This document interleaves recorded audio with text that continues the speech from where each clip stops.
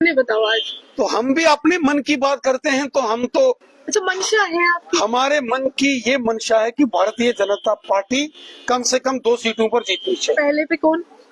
भाजपा। दूसरे पे? 2 सीटों पर बीजेपी राज्यसभा में चुनाव जीते, इसके लिए आपकी चेहरे हम की कोशिश कर मुस्कान रहे ये हैं। बता रही है कि मंद मंद मुस्कुरा रहे हैं, मन में लड्डू फूट रहे हैं कि नाम सबसे आगे आ। देखिए, मैं एक बड़ा पॉजिटिव आदमी हूँ और वैसे भी सकारात्मक सोचता हूँ, अच्छा सोचता हूँ, कभी किसी का बुरा नहीं सोचता, जी। अच्छाई पर काम करता हूँ, लोगों का भला करता हूँ, इसलिए मुस्कुराता रहता हूँ, खुश पहली रहता हूँ। जीत ले, दूसरी कैसे जीतेंगे? हॉर्स ट्रेडिंग या क्रॉस नहीं। वोटिंग से? क्या बात है? अनुमान तो यही है, आपके पास नंबर नहीं है ना उस प्रकार के, तो लोग कह रहे हैं कि ये आपको पुराना। कैसे पता कि नंबर नहीं है? इंडिपेंडेंट कैसे आएंगे आपके साथ? इंडिपेंडेंट उनको तो कैसे? वोट भाजपा के खिलाफ ही मिला था। अब चूंकि 1 साल नेशनल कॉन्फ्रेंस की सरकार को हो गया है, जी। तो जो इंडिपेंडेंट या जो बाकी के दल हैं उन्होंने देख लिया, वो आपकी भाषा नहीं बोलते ना, इसलिए अनुमान लगाया जा रहा है हॉर्स ट्रेडिंग या क्रॉस वोटिंग। लेकिन उन्होंने विरोध में है। 1 साल नेशनल कॉन्फ्रेंस की सरकार का सबने देख लिया। हम्म। जो वादे इलेक्शन में किए गए थे, जिन वादों के ऊपर उनको वोट मिला था, जिन वादों के ऊपर सरकारें बनी थी, उनमें से तो कोई वादा पूरा नहीं हुआ। इसलिए जितने भी आजाद उम्मीदवार हैं, इंडिपेंडेंट्स पीडीपी को जीत कर आए थे, वो आज इस हुकूमत से दुखी। पीडीपी को अपील करेंगे, सजाद लोन जी को करेंगे, क्योंकि बी पार्टी थी एक टाइम में सजाद लोन जी। देखिए, मुझे लगता है कि इस प्रकार की बातचीत करना ठीक नहीं है। मन में तो है। इस बात मुझे नहीं लगता कि पीडीपी हो या सज्जाद लोन साहब हो या जो इस प्रकार के नाम आप ले रहे हैं, इंडिपेंडेंस। मुझे नहीं लगता कि बीजेपी को जो है वो इस प्रकार की कोई अच्छा, नगरोटा पे चलते नहीं हैं। नगरोटा विचार पे करना तो निश्चित मानी जा रही है इस समय, और देवयानी राणा जी का नाम सबसे आगे चल रहा है, लेकिन आपके पैनल की है जो आपकी कोर कमेटी है, वहां पर भी कुछ नामों पर चर्चा हुई है। कुछ पुराने खिलाड़ी है सियासत के, वो भी चाहते हैं कि हम आगे आए, तो इस बार कैसी रणनीति रहेगी नगरोटा के लिए? नगरोटा जो है, जो विधानसभा है, वो भारतीय जनता पार्टी का गढ़ है, ठीक है। पारंपरिक गढ़, जिसको ट्रेडिशनल बेस्टन एपिसेंटर। वो बीजेपी का रहा है। बड़गाम।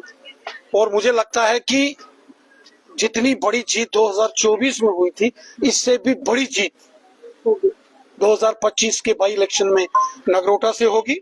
बड़गाम में पिछली बार हमने चुनाव नहीं लड़ा था, इस बार हम चुनाव लड़ेंगे और मुझे लगता है कि वहां भी बीजेपी को अच्छा सपोर्ट मिलेगा। अच्छा, एक सवाल है, राजनीति से प्रेरित है। चंद मिनट पहले डिप्टी सीएम सुरेंद्र चौधरी के बोल बिगड़ गए। उन्होंने एलओपी साहब को लॉलीपॉप लीडर कहा है। उन्होंने कहा कि इनका नार्को टेस्ट करवा लीजिए, इस तरह की भाषा है। सेकेंडरी उन्होंने ये कहा है कि एलजी नहीं है, बल्कि एलओपी का काम इस समय जो है वो एलजी के द्वारा ही किया जा रहा है, यानी कि पूरी व्यवस्था जो है एलओपी कर रहे हैं। बिजनेस फाइल जो है उन्होंने छिपा दी है। क्या राजनीति में एक दूसरे से वैचारिक मतभेद होता है। जी। Politics is a battle of ideas. इसमें दुश्मनी या शत्रुता का कोई स्थान नहीं होता और राजनीति में मर्यादित संयमित भाषा का प्रयोग होना चाहिए, अमर्यादित भाषा का प्रयोग नहीं होना चाहिए, चाहे फिर व्यक्ति किसी कॉन्स्टिट्यूशनल पोजीशन पर हो या सामान्य कार्यकर्ता। उन्होंने कहा है कि एलओपी साहब अगर इतने ज्यादा अपने आप को व्यवस्थित मानते हैं, या जिस तरह से वो अमित शाह जी या मोदी जी के साथ या एलजी साहब के साथ तस्वीरें खिंचवाते हैं, वो बड़ा पर्सनल कनेक्शन शो करते हैं सोशल मीडिया पर, तो अगर वो मानते तो वो डेली वेजेस को पक्का करवा देते, बेरोजगारों को रोजगार दिलवा देते। इस तरह का सवाल है। डेली वेजर्स को परमानेंट करना, ये तो नेशनल कॉन्फ्रेंस ने अपने मैनिफेस्टो में डाला था। बिजली फ्री, ये नेशनल कॉन्फ्रेंस का मैनिफेस्टो था। लेकिन कहते 11 साल पीछे आपके भी थे, ये भी सवाल करते। 1 लाख नौकरियां हर साल देने का वादा नेशनल कॉन्फ्रेंस का था। राशन डबल और फ्री, ये वादा भी नेशनल कॉन्फ्रेंस का था। बेरोजगार नौजवानों को महीने का बताओ स्टेफन। स्टेफन 3,000 5,000 ये भी वादा नेशनल कॉन्फ्रेंस का था। और आज जब साल हो गया तो उनको जवाब देना नहीं बनता। अगर 11 साल में या 10 साल में वो परमानेंट नहीं हुए तो जो इस समय हुकूमत बनी है वो इसलिए हुकूमत बन के आई थी कि वो करेंगे। अच्छा, एक अब प्रतिद्वंदी उनका 1 साल पूरा हो गया तो वो पिछले 10 साल एक गिन रहे। प्रतिद्वंदी के तौर पर उन्होंने पिछला जो चुनाव था आप ही के सामने लड़ा था। अगर आप उस विधानसभा से जीतते रविंद्र राणा जी, क्या आपके बोल व्यक्तिगत तौर पर जो हमले हो रहे बिगड़ते? सियासत में ये सीखा है आप? देखिए, हमने अटल बिहारी वाजपेयी साहब की राजनीति को बड़े नजदीक से देखा है।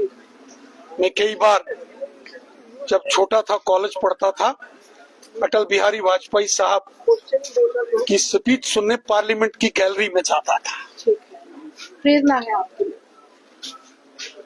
राजनीति में, सियासत में असूल होने चाहिए, हर शख्स के प्रिंसिपल्स होने चाहिए, असूलों के ऊपर बेस्ड पॉलिटिक्स होनी चाहिए। ये गाली गलौज, ये लड़ाई झगड़ा, ये ठीक नहीं रहता। कुछ सलाह है आपकी? मैं सुझाव, वी कैन से सुझाव। चलिए बहुत बहुत चलिए।